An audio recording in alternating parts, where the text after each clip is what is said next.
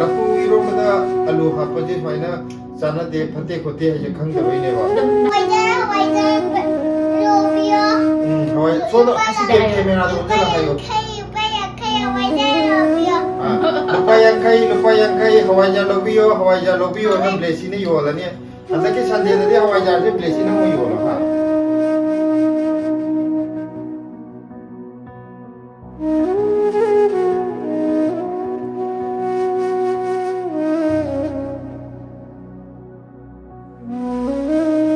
Halo Miyam. Halo Miyam. Ako'y ngasi amuk video je ako'y kagi oina tawre ko video je matak ta jo haidi photo dum chap chap manarem na hogi tipo se tham je pagalakri bani na manung doi tawre adu ako'y ngasi video namjare je marui ba karino haitar di ako'y ge handak ki lagadori ba sande tangkulum doi taramani ko tangkulum doi je ako'y ge hawaijar amuk puthokjarani aine market ta अदुदुगी update सु तौगे मयाम गयो ngasi loan gi bagi hawajar mahi कईगुम थबक चाथोरग हलक्पदा हवाईजार मही थकपगी हाइदि हुजिक winter जु चंगे दना निंगथम था चंगपजिदा हवाईजार मही असाब थकपगी महौदो अदुम त लौगे न मयामदा कनो तौरइने सानी जे थाओर थैंक यू मयाम तो हवाईजार सिदैदा मरु ग को थादरे हवाईजार मरु ग खर थादरग मागी महौ जेबा nang napuno chajo mat le sabi bare ilu one ngak le de payo sian ana mayam hawaijar chabining ba ai sa lu bu ne mahi je nang bagi steel do pa bagi kidang kalan dam je aduna mayam hawaijar chabining ba handaki lakadori ba tang kulumdoi nomajing numit ki मतलब जे तुम हाने मतलब जो तौर जे पुंग तरुक ताबु मतलब दा आईने market की मेट्रो स्टेशन गेट नंबर 2 दा मयाम लाकीरो गेट नंबर 2 मयाम दम ताहे गेट नंबर 2 दा ला अदुगा खैना गेट नंबर 2 दा योले खैना खैना हवाईजार योंदोइने को अदो हवाईजार कमाई योंदोइ बनंग नहान योनी हाबदो हवाईजार पैकेट क्या योंदोइनो हवाईजार Robio. Hawai sono कैमरा दो जला हायो lupa yang kai hawaja lobiyo na blesi ni yola ni handa ke sande de hawaja je blesi na mo yola ha ya na tro yon badi mama yon gi lao badi na pam da lao aina lao bani nang na piyo mingonda anda ni mama na hayo nang habe ado maya ke hawaja ni update to buji loina na ai comment mari manga kitang hawe interest oi bakra khangat chage ko ado si comment khaga pa je comment je mana ba meyam pire ado mi khudi ma ke aina mami pa tho ro na waro biganu ko me ai de kano do sab mana ba message to aina amakak lokhan chare comment do adu pa thok chara ge adu ga sab mana ba meyam mi pirak ko do mi dudi loina mak haijara roi ge ba ado aham bada aina kano to budu je pa thok ke ga dori ba comment je ko ma ko blesi na kano mo le to si mayam si kay na gift ne ama kay no ne ba mithai hai na mithai gi gift mithai tofi din na chocolate barfi ne ko cover kana to raga packet to raga jamaki ga su bits ga su thil le mana ba ma luhong bagi ko magi imana ba khangna bai tare angang de na hoi thoi na je ado acha po si ngo mai to raga flower ga siamaga pire ai khoi di ahan boy ui na ngai di si yellow ni cover si dang do bane ba hangai di te plan to re ka sa da ga ko ni mayam ahan ba comment je khoi kaino na ningombam guni devi na ibirak pa comment ko lafuga aluga se punna sab se phatte haiba leibani yamunna di khangdre stone problem na kaure na hanwai takhibagi wani ado video khuding yengba yam nungai lepta na thagat piro o hai ado akoi na lapu iromba chako bagi lapu iromba da silana alu musa amani hapsan ba ado lapu ba bagi ni ko ai ju khangdiye haide akoi jo hana khangde ba lapu iromba da alu hapaje maina ꯆꯥꯟꯅꯗꯦ ꯐꯠꯇꯦ ꯈꯣꯠꯇꯦ ꯍꯥꯏꯁꯦ ꯈꯪꯗꯕꯩꯅꯦꯕ ꯑꯗꯨꯝ ꯅꯍꯥꯟꯋꯥꯏ ꯌꯨꯝꯗꯗꯤ ꯃꯔꯛꯇꯗꯤ ꯑꯗꯨ ꯀꯌꯥꯗꯤ ꯍꯥꯞꯇꯦ ꯍꯥꯞꯅꯗꯕꯅꯦꯕ ꯂꯐꯨ ꯏꯔꯣꯝꯕꯁꯦ ꯑꯗꯣ ꯑꯩꯈꯣꯏꯗꯤ ꯈꯪꯗꯕꯅꯤꯅ ꯍꯥꯞꯄꯅꯦ ꯈꯤꯇꯪ ꯃꯐꯣꯟ ꯍꯦꯟꯅ ꯇꯥꯒꯗ꯭ꯔꯅꯀꯣ ꯑꯗꯣ ꯃꯌꯥꯝ ꯁꯤꯗꯒꯤ ꯍꯦꯟꯅ ꯑꯀꯨꯞꯄ ꯂꯩꯔꯒꯁꯨ ꯍꯥꯏꯗꯤ ꯃꯔꯝꯗꯣ ꯂꯩꯔꯒꯁꯨ ꯑꯗꯨꯝ ꯍꯥꯏꯕꯤꯔꯛꯑꯣ ꯑꯗꯨ ꯁꯨꯃꯥꯏꯅ ꯃꯔꯝꯗꯤ ꯍꯥꯏꯕꯤꯔꯛꯄꯒꯤꯗꯃꯛꯇ ꯌꯥꯝ ꯅꯨꯡꯉꯥꯏ ꯑꯩꯈꯣꯏ ꯈꯪꯗꯕ ꯃꯌꯥꯝ ꯑꯃ ꯈꯪꯖꯤꯟꯖꯔꯦ ꯑꯗꯨꯒ ꯑꯩꯈꯣꯏꯒꯤ ꯚꯤꯗꯤꯑꯣꯁꯤ ꯌꯦꯡꯕꯤꯔꯤꯕ ꯃꯌꯥꯝꯗꯁꯨ ꯈꯪꯗꯕ ꯑꯗꯨꯝ ꯌꯥꯎꯔꯝꯒꯅꯤꯕꯀꯣ ꯃꯣꯏꯁꯨ ꯈꯪꯗꯣꯏꯅꯦꯕ ꯁꯨꯃꯥꯏꯅ ꯑꯩꯈꯣই ꯃꯁꯦꯟ लोइना शेयर तौजे नॉलेज शेयर तौजे याम नुंगाय अदुना मथंगदजु अतोप अतोपा लेरगजु तुम हाइबिरो अदुगा मथंगी कमेंजिना अखोइगी इमा बिदुमुखी नावरे अखोइ इमाजिने इबिरकुदे याम नुंसिबा इमाने अखोइगी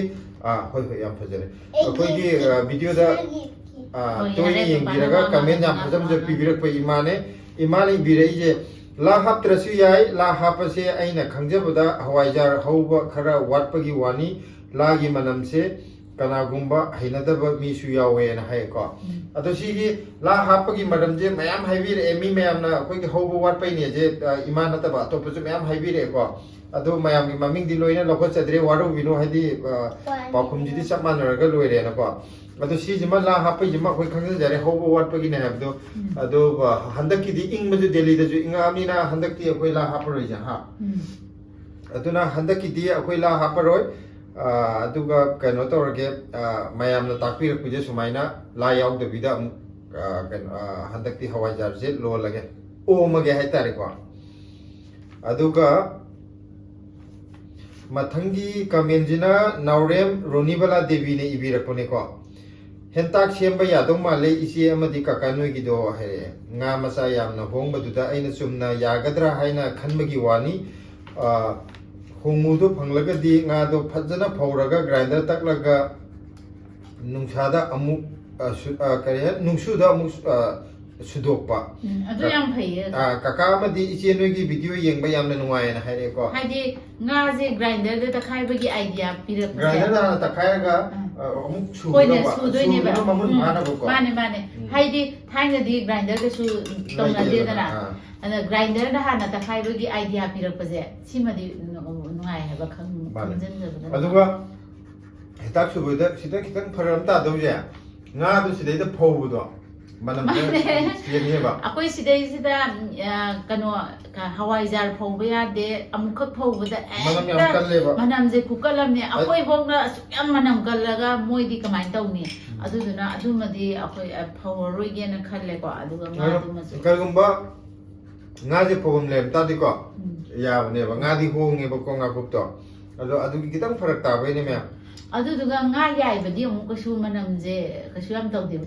kangna phorok pase sisu manam yam katni ba kalle ado yai ba jibokta akoina chabagi nungsibai wani moi chada ba kanguna dinam tidine hadi mai changbado adada aduga mathangi kamenjina koi athokpam aruna ne ibirakpa kameni ko coming sunday ayane da lakpigedro please reply hayo ko si kano gi je si kamenjina taba ato sorry si chama na ba kamenjimi ato pa mayam de gi jula eko haidi kanam kanda mung la kadoi no na koi mamangi sunday di lep kre da na koi ja haidi thaba kitang leibaga nga pharak tare na ado handak la kadori ba sunday tang kulum doi akoi soidana handak thokjarakani aduna hawaijar pambiwa mayamna hawaijar khatani ko ate hawaijar khaktane hauji pot khitang chaw wali ko maroi mapang do na tang kulum doi je soidana pung taruk ta dum lakbiro aduga ama haijening mana अखोगी युमलोम दगी को Manipur दगी अखोगी video जी यंगबिबा मयाम नदि सिलागे हवाइजार जे हाउदो माले चानिंगे अमुतंग दि try तौनिंगे नि याम नुंसीना हाबिरे को अदो अखोइना कइगुम yum थोरको मतम ददि अमुतंग हौरगा अखोगी युमदा मफम अम हाइनरगा अखोगी video बु नुंसीनि यंगबिरिबा मयामगा अमुतंग सिलाना हौरिबा हवाइजार जे मयामदा अममम तवरजु खुदुन तमजगे नदि खल्ले अदु नतबदा अखोइ सिदा अखोइना हंदा हवाइजार सुम योलकपा अनि अहुमलक सुरेको अखोइनि योनगिबजे अहुमलक योनगिबजिदा कैनो तबुजे हवाइजार दिल्ली दा लेरगा लौबिगिबा कांगुना हवाइजार जे कमाइन तवी हाउब्रा हाउतब्रा अदगी एसी जमा खितंग समाइने इंप्रूव तबनंगी हाइबदु लेरगदि अदु मतंग हाइबिरो हाइदि अखोइगा सुम खंगनबति नतोनबा खरनबदि अदुम हावे हावे पंगाइ हाइबिरको को अदु नतबदा ꯑꯇꯣꯞꯄꯅꯁꯨ ꯑꯇꯣꯞꯄꯅꯁꯨ ꯍꯥꯏꯗꯤ ꯑꯁꯦꯡꯕ ꯑꯩꯈꯣꯏ ꯐꯤꯗꯕꯦꯛꯇꯣ ꯈꯔ ꯄꯤꯕꯤꯔꯛꯑꯣꯕꯀꯣ ꯀꯩꯒꯨꯝꯕ ꯑꯩꯈꯣꯏꯒꯤꯁꯤꯗ ꯑꯋꯥꯠꯄ ꯂꯩꯔꯒꯁꯨ ꯅꯣꯏꯒꯤꯁꯦ ꯁꯤ ꯇꯧꯍꯟꯅꯤꯡꯉꯦ ꯍꯥꯏꯔꯒꯗꯤ ꯑꯩꯈꯣꯏ ꯀꯩꯅꯣ ꯇꯧꯕ ꯌꯥꯏꯗꯅ ꯍꯦꯟꯅ ꯐꯅꯕꯗꯣ ꯇꯧꯕ ꯌꯥꯏꯕꯀꯣ ꯑꯗꯨꯗꯨꯃ ꯍꯥꯏꯕꯤꯔꯛꯑꯣ ꯑꯗꯨꯒ ꯑꯃꯅ ꯑꯃꯨꯛ ꯀꯀꯥ ꯗꯦꯜꯂꯤꯒꯤ ꯀꯗꯥꯏ ꯃꯐꯝꯗꯅꯣ ꯑꯣꯏꯗꯣꯏꯅꯣ ꯁꯤꯒꯤ ꯀꯃꯦꯟꯁꯤꯅꯀꯣ ꯁꯤꯁꯤꯅ ꯇꯣꯡꯕ꯭ꯔꯝ ꯄ꯭ꯔꯦꯃꯤꯅ ꯏꯕꯤꯔꯛꯄꯅꯦ ꯃꯥꯅ ꯀꯗꯥꯏ ꯃꯐꯝꯗ ꯑꯣꯏꯗꯣꯏꯅꯣ ꯍꯥꯏꯁꯦ ꯒꯥꯖꯤꯄꯨꯔ ꯉꯥꯒꯤꯗꯣ ꯑꯗꯨꯒꯤꯗꯤ ꯂꯧꯈꯠꯂꯛꯄꯅꯦꯕ ꯑꯩꯅ ꯑꯗꯣ ꯚꯤꯗꯤꯑꯣꯗꯁꯨ ꯌꯥꯝ ꯐꯖꯅ ꯑꯗꯨꯝ ꯍꯥꯏꯕꯅꯦ ꯒꯥꯖꯤꯄꯨꯔꯗꯩꯅꯦ ꯑꯗꯨꯅꯦꯅꯀꯣ ꯗꯦꯜꯂꯤꯗ ꯂꯩꯕꯤꯕ ꯑꯣꯏꯔꯗꯤ ꯑꯩꯈꯣꯏꯒꯤ ꯃꯣꯕꯥꯏꯜ ꯀꯩꯅꯣꯗ ꯒꯨꯒꯜ ꯃꯦꯞꯇ ꯒꯥꯖꯤꯄꯨꯔ ꯐꯤꯁ ꯃꯥꯔꯀꯦꯠ ꯑꯅ ꯆꯪꯕꯤꯔꯣ ꯐꯤꯁ ꯃꯟꯗꯤ ꯍꯥꯏꯒꯦꯔꯥ ꯐꯤꯁ ꯃꯥꯔꯀꯦꯠ ꯍꯥꯏꯒꯦꯔꯥ ꯒꯥꯖꯤꯄꯨꯔ ꯍꯦꯛ ꯊꯥꯕ ꯃꯇꯝꯗ ꯂꯣꯏꯅꯃꯛ ꯑꯩꯈꯣꯏꯒꯤ ꯃꯦꯞꯀ ꯂꯣꯏꯅ ꯂꯣꯏ ꯆꯣꯡꯊꯣꯔꯛꯑꯗꯧꯅꯦ ꯑꯗꯨꯗꯨꯅ ꯌꯥꯝ ꯂꯥꯏꯕꯅꯦ ꯁꯤꯒꯤꯗꯤ ꯃꯐꯝꯁꯦ ꯈꯪꯕꯒꯤꯀꯣ ꯑꯗꯨꯒ ꯃꯊꯪꯒꯤ ꯀꯃꯦꯟꯁꯤꯅ ꯑꯩꯈꯣꯏꯒꯤ ꯕꯦꯍꯦꯔꯤꯟꯒꯤ ꯃꯅꯤ ꯃꯃꯨ ꯏꯃꯥꯁꯦ ꯃꯥꯅ ꯏꯕꯤꯔꯛꯄꯅꯦ ꯀꯣꯀꯥꯏ ꯂꯨꯡꯒꯥꯏꯅꯕ ꯇꯥꯔꯦ ꯇꯧꯔꯤꯁꯦ ꯕꯤꯖꯤꯅꯦꯁ ꯍꯦꯟꯅ ꯃꯥꯏ ꯄꯥꯛꯄ ꯑꯣꯏꯕꯤꯌꯨ ꯍꯋꯥꯏꯖꯥꯔꯗꯣ ꯀꯣꯔꯐꯨꯗ ꯂꯣꯟꯕꯒꯤ ꯇꯟꯖꯥ ꯂꯥꯛꯂꯦ ꯃꯅꯤꯡꯗ ꯆꯪꯕ ꯉꯝꯗꯅ ꯂꯦꯞꯄꯁꯤꯡꯗꯨ ꯌꯥꯎꯕꯗꯣ ꯊꯋꯥꯏ ꯋꯥꯔꯝꯅꯤ ꯐꯪꯒꯗ꯭ꯔꯥ ꯐꯪꯂꯣꯏꯗ꯭ꯔꯥ ꯈꯟꯕꯗ ꯍꯥꯏ ꯁꯤꯒꯤ ꯀꯃꯦꯟ ꯍꯥꯞꯄꯛꯄꯁꯦ ꯑꯩ ꯌꯥꯝ ꯅꯣꯛꯅꯤꯡꯕ ꯑꯃ ꯐꯥꯎꯕ ꯏꯃꯥꯅ ꯍꯥꯏꯔꯤꯁꯦ ꯌꯥꯝ ꯆꯨꯝꯁꯨ ꯆꯨꯝꯃꯦꯕꯀꯣ ꯑꯩꯈꯣꯏꯒꯤ ꯃꯅꯤꯡꯗ ꯂꯦꯞꯄ ꯑꯩꯈꯣꯏ ꯏꯆꯦ ꯍꯣꯏ ꯏꯆꯦ ꯃꯦꯄꯤ ꯍꯣꯏ ꯂꯦꯞꯄꯗꯣ ꯃꯣꯏ ꯐꯪꯍꯧꯗ꯭ꯔꯤꯗꯨꯅꯦꯕꯀꯣ ꯑꯗꯨꯝ ꯇꯨꯃꯤꯟꯅ ꯌꯦꯡꯉꯒ ꯂꯥꯛꯄꯁꯨ ꯉꯟꯅ ꯂꯥꯛꯏꯅꯦ ꯑꯗꯨ ꯑꯗꯨꯝ ꯌꯦꯡꯉꯒ ꯂꯥꯁꯇ ꯐꯪꯗ ꯊꯣꯛꯈꯤꯕꯗꯣ ꯑꯗꯩ ꯏꯃꯥꯅ ꯏꯔꯛꯄ ꯀꯃꯦꯟꯁꯤꯒ ꯌꯥꯝ ꯆꯥꯟꯅꯈꯤꯕ ꯍꯥꯏꯇꯥꯔꯦ ꯃꯊꯛꯁꯤꯗ ꯊꯣꯛ ꯄꯣꯠꯂꯒ ꯗ꯭ꯔꯣꯌꯤꯡ ꯐꯣꯟꯅ ꯏꯌꯣ ꯑꯗꯨꯒ ꯃꯊꯪꯒꯤ ꯀꯃꯦꯟꯁꯤꯅ ꯃꯦꯃꯤ ꯈꯦꯇ꯭ꯔꯤ ꯃꯌꯨꯝꯅ ꯏꯕꯤꯔꯛꯄꯅꯤꯀꯣ ꯍꯋꯥꯏꯖꯥꯔ ꯀꯔꯕꯥꯔꯗꯒꯤ ꯑꯝꯕꯥꯅꯤ ꯑꯣꯏꯈꯤꯅꯤꯀꯣ ꯄꯣꯠꯁꯤꯠ ꯐꯩ ꯂꯦꯞꯀꯅꯣ ꯍꯥꯏꯅ ꯑꯝꯕꯥꯅꯤ ꯇꯥꯟꯅꯒꯦ ꯁꯤꯂꯥꯒꯤ ꯄ꯭ꯔꯥꯏꯚꯦꯠ ꯖꯦꯠꯀ ꯂꯩꯗꯅ मैम हवाईजा जूस थैंब्या ꯑꯩꯒꯤ ꯄ꯭ꯔꯥꯏꯚꯦꯠ ꯖꯦꯠꯀ ꯂꯩꯔꯗꯤ ꯍꯋꯥꯏꯖꯥꯔ ꯂꯣꯜꯂꯒ ꯃꯅꯤꯄꯨꯔꯗ ꯑꯗꯨꯝ ꯄꯤꯕ ꯌꯥꯔꯦ ꯑꯩ ꯑꯗꯨꯒ ꯕꯤꯖꯦꯟꯇꯤ ꯃꯂꯥ ꯁꯤꯁꯦ ꯒꯨꯔꯨ ꯃꯌꯨꯝ ꯀꯣ ꯃꯥꯅ ꯏꯕꯤꯔꯛꯏꯁꯦ ꯁꯤ ꯃꯥꯔꯀꯦꯠꯁꯤꯗꯤ ꯁꯤꯗꯤ ꯂꯨꯄꯥ ꯌꯥꯡꯈꯩꯒꯤ ꯀꯩꯊꯦꯜꯅꯤꯅꯦ ꯌꯥꯝꯅꯁꯨ ꯆꯨꯝꯃꯦ ꯁꯤꯁꯦ ꯍꯥꯏꯗꯤ ꯑꯩꯈꯣꯏꯅ ꯌꯣꯟꯕ ꯄꯣꯠꯁꯦ ꯂꯨꯄꯥ ꯌꯥꯡꯈꯩꯒꯤ ꯄꯦꯛ ꯑꯣꯏꯅ ꯂꯣꯏ ꯁꯦꯝꯕꯅꯦꯕ ꯍꯥꯏꯗꯤ ꯀꯩꯒꯤꯅꯣꯗ ꯃꯌꯥꯝꯅꯗꯤ ꯈꯤꯇꯪ ꯍꯟꯊꯍꯜꯂꯒ 50ꯒꯤ ꯁꯦꯝꯃꯣꯒ ꯍꯥꯏꯕꯗꯣ ꯄꯩꯁꯥ ꯍꯟꯗꯣꯛ ꯍꯟꯖꯤꯟꯗ ꯐꯔꯛ ꯌꯥꯝ ꯇꯥꯏꯌꯦꯕ ꯑꯇꯩ ꯑꯝꯇ ꯅꯠꯇꯕ ꯃꯥꯅꯦ ꯄꯩꯁꯥ ꯑꯗꯨꯅ ꯑꯆꯣꯏꯕ ꯑꯩꯈꯣꯏꯅ ꯄꯨꯔꯥ ꯗꯨꯀꯥꯟ ꯑꯣꯏꯅ ꯐꯝꯃꯒ ꯁꯨꯃꯥꯏꯅ ꯄꯣꯠ ꯆꯩ ꯌꯣꯟꯕꯒꯤ ꯀꯔꯕꯥꯔ ꯇꯧꯕ ꯅꯠꯇꯕꯅꯤ나 ꯁꯨꯝ ꯃꯌꯥꯝꯒꯁꯨ ꯉꯥꯏꯍꯥꯛ ꯄꯨꯟꯕ ꯚꯤꯗꯤꯑꯣꯁꯨ ꯁꯨꯝ ꯁꯦꯝꯍꯧꯕ ꯑꯗꯨꯗꯨꯒꯤ ꯇꯧꯕꯅꯤꯅꯕ ꯑꯩꯈꯣꯏꯅ ꯄꯩꯁꯥꯗꯨ ꯃꯆꯤꯠ ꯃꯔꯥꯡ ꯇꯧꯕꯗꯨꯗꯤ ꯌꯥꯝ ꯐꯔꯛ ꯇꯥꯏꯌꯦꯅ ꯑꯩꯈꯣꯏꯅ ꯌꯥꯡꯈꯩꯗ ꯂꯦꯞꯄꯒꯗꯤ ꯍꯟꯇꯣꯛ ꯍꯟꯖꯤꯟꯗꯣ ꯌꯥꯝ ꯅꯨꯡꯉꯥꯏꯔꯦꯗꯅ ꯑꯗꯨ ꯌꯥꯡꯈꯩꯗ ꯑꯣꯏ ꯂꯦꯞꯄꯝꯅꯤ ꯑꯗꯨꯅ ꯌꯥꯡꯈꯩꯒꯤ ꯃꯥꯔꯀꯦꯠ ꯍꯥꯏꯁꯤ ꯌꯥꯝ ꯆꯨꯝꯃꯦꯕ ꯑꯩꯈꯣꯏꯒꯤꯗꯤ ꯈꯔ ꯂꯩꯔꯒ 100ꯒꯤꯁꯨ ꯑꯣꯟꯊꯣꯔꯛꯄ ꯌꯥꯏꯀꯣ ꯄꯦꯀꯦꯠꯇꯤ ꯆꯥꯎꯈꯠꯂꯛꯇꯣꯏꯅꯤꯀꯣ ꯌꯥꯡꯈꯩꯒꯤꯗ 100ꯗ ꯑꯣꯟꯈꯠꯂꯛꯄꯁꯨ ꯌꯥꯏ ꯑꯗꯨ ꯌꯥꯏ ꯑꯗ ꯍꯧꯖꯤꯛꯅ ꯄꯣꯠꯁꯦ ꯃꯔꯥꯡ ꯀꯥꯏꯗꯕꯅꯤꯅ 100ꯒꯤ ꯑꯣꯏꯅ ꯆꯥꯎ ꯆꯥꯎ ꯁꯦꯝꯕꯗꯣ ꯃꯁꯤꯡꯗꯣ ꯊꯣꯛꯄ ꯉꯝꯃꯣꯏꯗꯕ ꯌꯥꯡꯈꯩ ꯑꯣꯏꯇꯥꯔꯗꯤ ꯌꯥꯝꯖꯗ꯭ꯔꯒꯁꯨ ꯃꯤ ꯃꯥꯅꯦ ꯍꯥꯏꯗꯤ ꯃꯁꯤꯡꯗꯣ ꯈꯤꯇꯪ ꯌꯥꯝ ꯐꯪꯉꯤꯗꯅ ꯃꯥꯅꯦ ꯃꯤ ꯑꯃꯅ ꯂꯧꯒꯗꯕꯗ ꯑꯅꯤꯅ ꯂꯧꯔꯛꯑꯅꯤ ꯑꯗꯨꯒ ꯃꯊꯪꯒꯤꯁꯤꯅ ꯄꯥꯟꯊꯣꯏ ꯆꯣꯡꯊꯥꯝꯅ ꯏꯕꯤꯔꯛꯄ ꯀꯃꯦꯟꯅꯦ ꯑꯩꯗꯤ ꯁꯤꯂꯥꯒꯤ ꯍꯋꯥꯏꯖꯥꯔꯁꯦ ꯌꯥꯝꯅ ꯆꯥꯅꯤꯡꯉꯦ ꯃꯅꯤꯄꯨꯔꯗ ꯊꯣꯛꯂꯛꯄꯗ ꯆꯥꯕ ꯐꯪꯒꯗ꯭ꯔꯥ ꯌꯦꯡꯂꯒꯦ ꯍꯥꯏ ꯐꯪꯅꯤ ꯑꯗꯣ ꯑꯩꯈꯣꯏꯅ ꯉꯁꯥꯏ ꯍꯥꯏꯖꯈꯤꯕꯗꯣ ꯑꯩꯈꯣꯏ ꯃꯅꯤꯄꯨꯔꯗ ꯊꯣꯛꯂꯛꯄ ꯃꯇꯝꯗ ꯑꯇꯩ ꯑꯇꯩ ꯀꯔꯤ ꯉꯝꯖꯗ꯭ꯔꯒꯁꯨ ꯍꯋꯥꯏꯖꯥꯔꯗꯤ ꯁꯤꯌꯣꯔ ꯍꯋꯥꯏꯖꯥꯔ ꯑꯃꯨꯛꯇꯪꯗꯤ ꯂꯣꯜꯂꯒ ꯃꯌꯥꯝ ꯄꯨꯟꯖꯦ ꯍꯥꯏꯕ ꯃꯐꯝ ꯑꯃꯗ ꯍꯥꯏꯗꯤ ꯃꯐꯝ ꯆꯥꯒꯗꯕ ꯑꯃꯒꯤꯁꯨ ꯂꯥꯛꯄꯗ ꯃꯌꯥꯏ ꯑꯣꯏꯒꯗꯕ ꯀꯪꯂꯥꯔ ꯅꯠꯇ꯭ꯔꯒ ꯕꯤꯇꯤ ꯄꯥꯛꯂ ꯑꯅꯤꯗꯨꯒꯤ ꯃꯔꯛꯇ ꯑꯃ ꯍꯥꯏꯗꯤ ꯃꯌꯥꯝ ꯅꯨꯡꯉꯥꯏꯒꯗꯧꯕ ꯑꯅꯤꯁꯦ ꯃꯌꯣꯟꯁꯨ ꯑꯣꯏꯔꯦꯗꯅ ꯑꯅꯤꯁꯤꯗ ꯑꯃ ꯆꯨꯁ ꯇꯧꯔ ꯂꯣꯏꯔꯦ ꯀꯪꯂꯥꯗ ꯎꯅꯕ ꯑꯃ ꯅꯠꯇ꯭ꯔꯒ ꯕꯤꯇꯤ ꯄꯥꯛꯇ ꯎꯅꯕ ꯑꯃ ꯑꯗꯨꯃꯥꯏꯅ ꯃꯌꯥꯝ ꯁꯣꯏꯗꯅ ꯆꯥꯅꯤꯀꯣ ꯑꯩꯈꯣꯏꯅꯁꯨ ꯁꯣꯏꯗꯅ ꯀꯧꯖꯔꯛꯀꯦ ꯍꯥꯎꯕ ꯍꯥꯎꯇꯕꯗꯨꯅ ꯃꯌꯥꯝꯅ ꯀꯩꯅꯣ ꯇꯥꯔꯦ ꯑꯗꯨꯗꯤ ꯎꯄꯥꯏ ꯂꯩꯇꯦ ꯑꯩꯈꯣꯏꯅ ꯍꯩꯖꯕ ꯃꯑꯣꯡꯗ ꯍꯧꯗꯣꯏꯅꯦ ꯀꯩꯅꯣ ꯇꯧꯗꯣꯏꯅꯦ ꯃꯌꯥꯝꯗ ꯅꯨꯡꯁꯤꯕꯒꯤ ꯃꯌꯥꯝꯅꯁꯨ ꯅꯨꯡꯁꯤꯕꯒꯤ ꯁꯨꯝ ꯆꯥꯕꯤꯌꯣ ꯍꯥꯏꯕꯅꯤ ꯑꯗꯨꯒ ꯌꯥꯝꯅꯁꯨ ꯌꯥꯝꯗꯁꯨ ꯈꯔꯒꯗꯗꯤ ꯑꯩꯈꯣꯏ ꯀꯩꯅꯣ ꯇꯧꯁꯤꯒꯦ ꯈꯨꯗꯣꯜ ꯑꯣꯏꯅ ꯑꯗꯨꯒ ꯃꯊꯪꯒꯤ ꯀꯃꯦꯟꯁꯤꯅ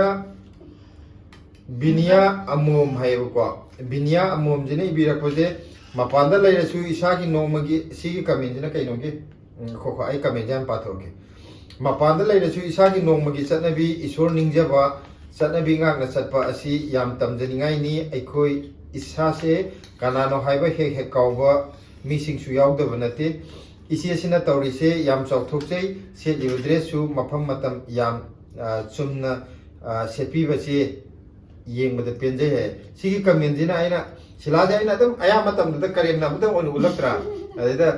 ꯁꯤꯂꯥꯒꯤꯗ ꯃꯌꯥꯝꯅ ꯅꯨꯡꯁꯤꯅꯒ ꯏꯔꯛꯄꯁꯦ ꯁꯤ ꯑꯝꯇꯪꯗꯤ ꯌꯥꯎꯍꯜꯂꯒꯦ ꯑꯩꯅꯗ ꯀꯔꯦꯝꯅꯕꯤꯔꯦꯅ ꯁꯤꯁꯦ ꯊꯑꯣꯏꯅ ꯈꯜꯂ ꯍꯥꯞꯄꯕꯅꯤ ꯃꯌꯥꯝ ꯑꯩꯗꯤ ꯚꯤꯗꯤꯑꯣꯒꯤꯗꯃꯛꯇ ꯇꯧꯕ ꯅꯠꯇꯦꯀꯣ ꯃꯤ ꯈꯔꯗꯤ ꯊꯥꯒꯤ ꯗꯨꯛ ꯊꯥꯗꯣꯛꯑꯕ꯭ꯔꯥ ꯀꯥꯏꯅꯒ ꯍꯥꯏꯔꯛꯑꯦꯕꯀꯣ ꯑꯗꯨ ꯑꯩ ꯇꯧꯖꯗꯦ ꯑꯌꯨꯛꯀꯤ ꯁꯟꯙ꯭ꯌꯥꯒꯤ ꯑꯩꯒꯤ ꯁꯨꯝ ꯑꯩ ꯏꯁꯥꯒꯤꯁꯨ ꯁꯨꯝ ꯄꯥꯝꯖꯕꯒꯤꯅꯤꯀꯣ ꯑꯗꯣ ꯑꯩꯁꯨ ꯑꯗꯨꯗꯨꯒꯤꯅꯦ ꯑꯗꯨꯗꯨꯒ ꯊꯥ ꯑꯃꯒꯤ ꯊꯥꯗꯣꯛꯄ ꯀꯥꯏꯗꯨꯗꯤ ꯑꯩ ꯈꯟꯗꯦ ꯇꯧꯁꯨ ꯇꯧꯗꯦ ꯃꯩꯅ ꯐꯖꯕ ꯃꯃꯥꯅ ꯋꯥ ꯉꯥꯡꯉꯩꯗ ꯅꯪ ꯗꯤꯁꯇꯔꯕ ꯇꯧꯁꯟꯒꯅꯣ ꯃꯃꯥꯅ ꯋꯥ ꯉꯥꯡꯕ ꯂꯣꯏꯔꯒ ꯍꯥꯏꯌꯣ ꯑꯗꯨꯒ ꯃꯊꯪꯒꯤ ꯀꯃꯦꯟꯁꯤꯅ ꯀꯔꯤꯅꯣꯕꯨ RJ ꯁꯤꯡꯅ ꯏꯕꯤꯔꯛꯄꯅꯤꯀꯣ ꯁꯦ ꯗꯦꯜꯂꯤ ꯀꯥꯏꯋꯥꯏꯗꯅꯣ ꯅꯣꯏꯅ ꯂꯩꯔꯤꯁꯦ ꯃꯤꯇꯩ ꯌꯥꯝ ꯂꯩꯕ ꯃꯥꯜꯂꯦ ꯍꯥꯏꯕ ꯍꯥꯏꯗꯤ ꯑꯩꯈꯣꯏꯒꯤ ꯍꯋꯥꯏꯖꯥꯔ ꯂꯩꯕ ꯈꯣꯠꯄ ꯃꯤ ꯃꯌꯥꯝ ꯂꯥꯛꯄꯗꯣ ꯑꯗꯨꯒꯤꯅꯦꯕꯀꯣ ꯑꯁꯦꯡꯕꯩꯗꯤ ꯑꯩꯈꯣꯏꯅ ꯂꯩꯔꯤꯕ ꯖꯒꯥꯁꯦ ꯃꯩꯇꯩ ꯌꯥꯝ ꯀꯨꯡꯅ ꯇꯥꯕ ꯖꯒꯥꯗꯤ ꯅꯠꯇꯦꯕꯀꯣ ꯑꯗꯣ ꯑꯩꯈꯣꯏꯅ ꯍꯋꯥꯏꯖꯥꯔ ꯌꯣꯟꯕ ꯊꯣꯛꯏꯕ INA ꯃꯥꯔꯀꯦꯠꯁꯦ ꯁꯤꯁꯤꯅ ꯃꯩꯇꯩ ꯃꯌꯥꯝ ꯂꯥꯛꯄ ꯑꯗꯨꯒ ꯃꯩꯇꯩ ꯈꯛꯇ ꯅꯠꯇꯦ ꯑꯩꯈꯣꯏ ꯃꯅꯤꯄꯨꯔꯒꯤ ꯑꯇꯣꯞꯄ ꯑꯩꯈꯣꯏꯒꯤ ꯖꯥꯇꯤ ꯃꯌꯥꯝꯁꯨ ꯂꯥꯛꯑꯦꯀꯣ ꯑꯩꯈꯣꯏ ꯏꯆꯤꯟ ꯏꯅꯥꯎ ꯃꯌꯥꯝꯁꯨ ꯑꯗꯣ ꯑꯩꯈꯣꯏꯗ ꯂꯩꯕꯤꯔꯤꯕ ꯀꯥꯡꯕꯨꯁꯤꯗꯤ ꯑꯌꯥꯝꯕꯅ ꯀꯩꯗꯧꯒꯦꯕꯨ ꯑꯩꯈꯣꯏꯒꯤ ꯚꯤꯗꯤꯑꯣ ꯌꯦꯡꯕꯤꯔꯒ ꯑꯩꯈꯣꯏ ꯅꯨꯡꯁꯤꯕꯗꯒꯤ ꯂꯥꯛꯄ ꯑꯇꯣꯞ ꯑꯇꯣꯞꯄ ꯖꯒꯥꯗꯒꯤ ꯂꯥꯛꯄ ꯉꯥꯛꯇꯅꯦꯕꯀꯣ ꯑꯩꯈꯣꯏ ꯁꯤꯒꯤ ꯖꯒꯥꯁꯤꯗ ꯂꯩꯕ ꯍꯥꯏꯗꯤ ꯌꯥꯝꯗꯦꯕ ꯃꯩꯇꯩ ꯌꯥꯝꯅ ꯂꯩꯕ ꯖꯒꯥꯗꯤ ꯅꯠꯇꯦ ꯂꯩꯗꯤ ꯂꯩꯀꯣ ꯑꯗꯣ ꯌꯥꯝ ꯃꯁꯤꯡ ꯂꯩꯕꯗꯤ ꯅꯠꯇꯦ ꯑꯇꯣꯞꯄ ꯖꯒꯥꯗꯒꯤ ꯂꯥꯛꯏꯁꯤꯡꯁꯦ ꯅꯨꯡꯁꯤꯕꯤꯕꯒꯤ ꯍꯥꯏꯇꯥꯔꯦ ꯑꯗꯨꯒ ꯃꯊꯪꯒꯤꯁꯤना सिगी कमेंट जाइना कनो माजे पावा हित्रे बको MD बरु लिसालिम हाइदोइरो माजे आई पावा हित्रे को MD दी इरे बरु सिबो हाइ बरु लिबोक्ति खा इरे को सलम हाइदोइरो बरु सलम हाइदो माले MD बरु सलम पुखरीदा लैबा मिदी खंगोये तामो हाइरे माना अमुक इबिरेजिना करिगी मतंग दनो ना खोइदा कनो तौरगे इरकपम यावगिबदो हाइदि चिन्ना ngang खोलगा कनो तौगे खोले पोट तांग तांग योंजलगा अदुगी मोंगदे इरकपदो अदुदा मानाजु अखोइगी सपोर्ट तौबिरप हाइतारे अदुगा मथंगी जना बिना एलांगबमने इबिरकप कमेने इम्फालदा टोनिंगखोक मपुंदा लुपा 10 नि पीरिसे तांगदब लेते सिदसु हायगा अदु मपुन लुपा 10 पीबा जि किसु यम चावबने अदो अखोइनि योलजि यम तांगुदि ओइद्रेबा नत्रा हाइदे अखोइगि दु फनामदि चनबने अदो मपुन मचाम चा कन तौदा होय मणिपुर गदि मानद्रगा जुको अदुगा मथंगी कमेंट जिना रंजित खांगेंबमने इबिरकपने को मथंगी कमेंट जे पाथोकचरके मयामना तांगी हाइरिसे दिल्ली ददि होंगबनी INA दा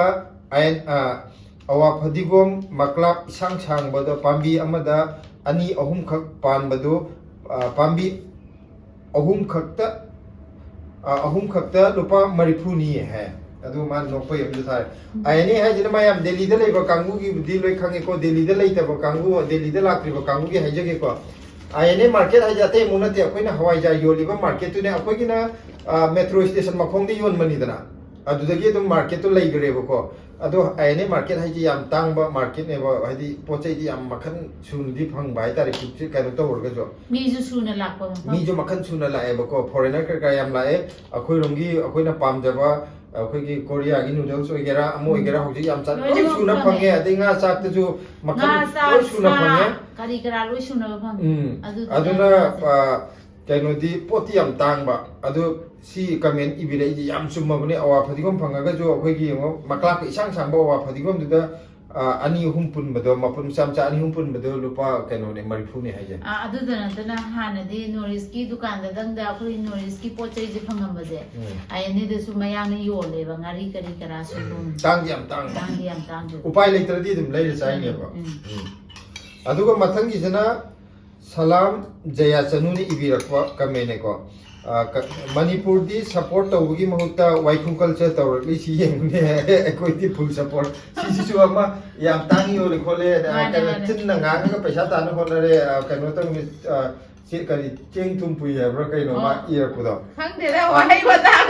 अदुगी nga thum पुई है ब्रो माने अद nga thum pu nei अदुगी वाफम दुनेना हाइदि खतंग अगेंस्ट ngang पदो अदुदुनेबा यामनु चुमे हाइदि मीजे लोइनमक नते कांगु खरा अमदि वीडियो जे यंगा मोगी जे करी असोइब लै नत्रगा मोइना तौब थबकसे फरगा जु सिकरोम द ngang जे काइना खनमे मीजे दum चोंथोरे जना हाइदि अदुनेबा मानो वाइखु कल्चर हाइ याम पोस्ट ताना हाइ बाइ तार हाइदि दिल्ली याम साइ खंगनरि गातनेबा मी म्याम ना हाइदना अदुगा सिगी चप मानबा कमेन्ट अमजु पिबिरे को निगम थैबिना नि सी बिरे जना ꯀꯩꯝ ꯈꯜꯂꯨꯅꯨ ꯑꯩꯈꯣꯏꯒꯤ ꯋꯥꯏꯈꯨ ꯀꯜꯆꯔꯗꯨꯅꯤ ꯌꯥꯝ ꯆꯨꯝꯃꯦ ꯏꯔꯩꯕꯥꯛꯇꯒꯤ ꯑꯗꯨꯝ ꯂꯩꯔꯒ ꯆꯥꯔꯁꯅꯨ ꯍꯥꯏ ꯃꯥꯅꯦ ꯍꯥꯏꯗꯤ ꯋꯥꯏꯈꯨ ꯀꯜꯆꯔꯁꯦ ꯃꯥꯅꯁꯨ ꯍꯥꯏꯕꯤꯔꯦ ꯆꯞ ꯃꯥꯟꯅꯅ ꯍꯥꯏꯔꯦꯕꯀꯣ ꯍꯥꯏꯗꯤ ꯆꯤꯡꯗꯅꯕ ꯍꯣꯠꯅꯕꯗꯣ ꯑꯗꯨꯒ ꯑꯗꯨꯏ ꯃꯊꯛꯇ ꯌꯥꯝꯅ ꯇꯥꯡꯉꯦ ꯈꯟꯕ ꯗꯦꯜꯂꯤꯗ ꯂꯩꯕ ꯀꯥꯡꯕꯨꯗꯨꯗꯤ ꯃꯅꯤꯄꯨꯔꯗ ꯑꯗꯨꯝ ꯂꯩꯔ ꯆꯥꯔꯁꯅꯨ ꯍꯥꯏ ꯑꯗꯣ ꯃꯅꯤꯄꯨꯔꯗ ꯂꯩꯕ ꯃꯤꯁꯨ ꯑꯣꯏꯔꯝꯗꯣꯏꯅꯤ ꯉꯥꯡꯒꯤꯁꯦ ꯑꯗꯨꯝ ꯂꯩꯔ ꯆꯥꯖꯁꯅꯨ ꯃꯥꯅ ꯂꯥꯛꯑꯒ ꯌꯥꯝ ꯇꯥꯡꯉꯦꯅ ꯑꯩꯈꯣꯏ ꯗꯦꯜꯂꯤꯗ ꯂꯥꯛꯑꯒ ꯃꯣꯏꯁꯦ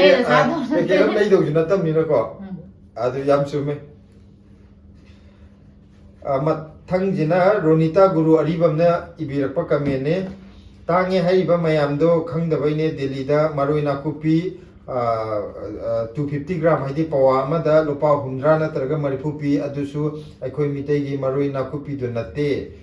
ಕೈನೋಗಿ ಮಹೌ ಯಾವ್ದೋದುನೆ ಅಯ್ಯ ಮುಖಕ್ ಲೈರ ಸಾಗಿ ಬಾ ಐ ಅನಿರ ಖನ್ನ ಸಾರೋಯಿನ್ ಖಲ್ಲೆ ಪುರಾ ಸಜಿಕ್ ಜಾಬ ಸಮಾನಬನೆ ನಾಪಿ ಸಂದ ಪಿಜಬ ಸಜಿಕ್ ಫಾನ್ಮದ ದುಗ ಕನೋದು ಸೆಂಬಾಂಗ್ ಕಕ್ಥುಂ eyebrow ಅದುದುಗ chop Mane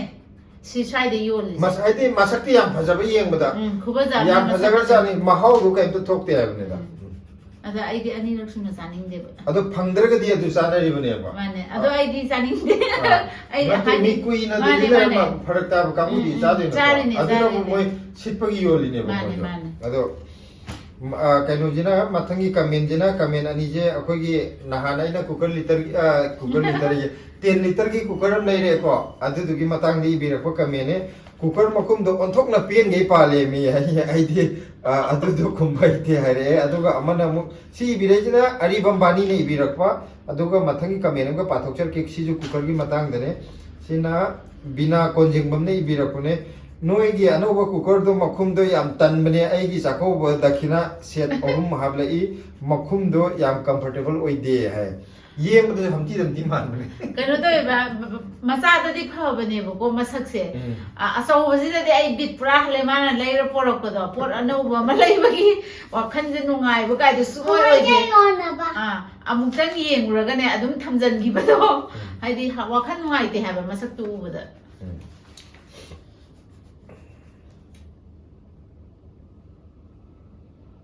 aduna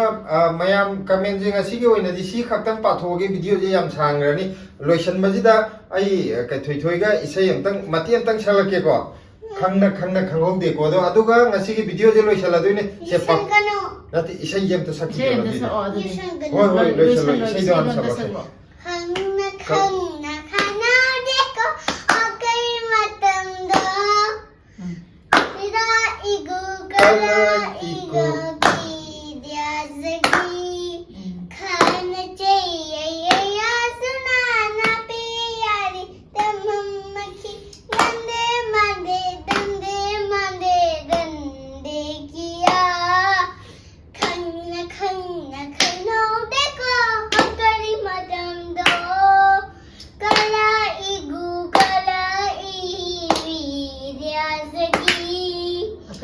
akan beda asuna bulai bi